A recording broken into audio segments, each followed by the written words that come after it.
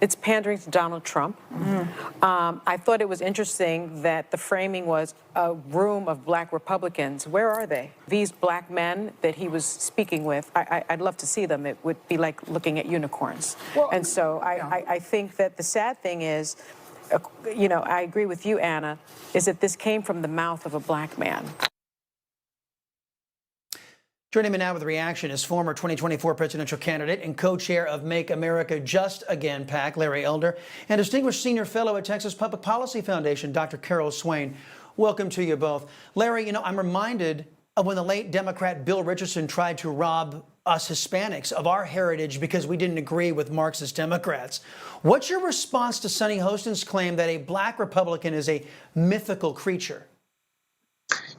Chris, thank you for having me. I have no idea where this hatred comes from. I recall a gentleman named Muhammad Ali. He changed his religion to that of Islam. And when he was attacked, he said, "I don't have to think the way you want me to think. I'm a free person."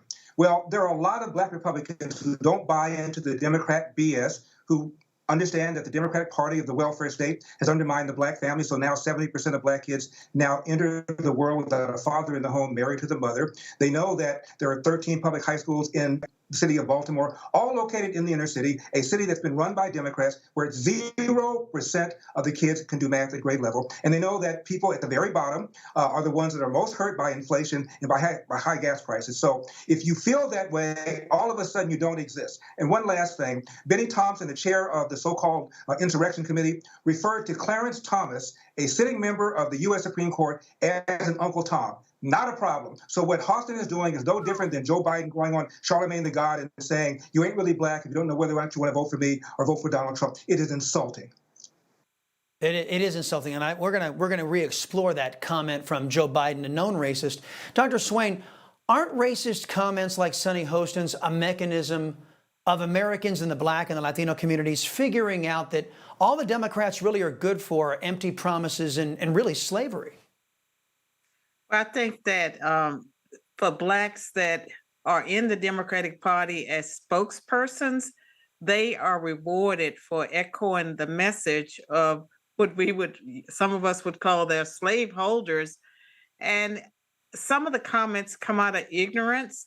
They can't bring themselves to believe that there are black people who are different from they are, that don't think the way they do.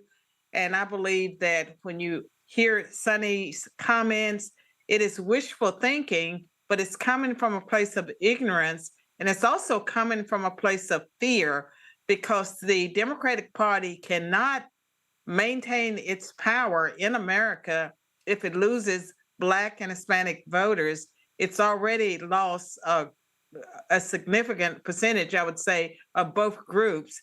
And it's not the case that 95% of blacks vote for Democrats today. No, it's true. We're gonna expand on that in this discussion. Larry, you mentioned it earlier. Here was Joe Biden on the campaign trail in 2020, echoing Sunny Hostin's sentiments. Watch.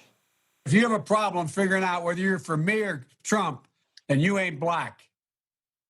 So instead of condemning this and other racist comments from Joe Biden, the press decided they would cover that up. How instrumental has the biased press been in covering up the left's inherent racism? Oh, huge. I was called, when I ran for governor, the blackface of white supremacy by a black writer for the LA Times. No real problem. This is what they do. This is how they roll. And they're deathly afraid, as Carol said, that they're losing their grip on the Democrat, on the black voter. Around 20% in recent polls suggest that that many black voters might vote Republican. If they get 15-20% of the black vote, they are toast, because they've not won the white vote since 1964. They win elections at the national level by convincing black people and brown people that racism remains the #1 problem in America. The #1 issue is social justice. And in that battle, we wear the white hat. And these dastardly Republicans, well, they wear the black hat.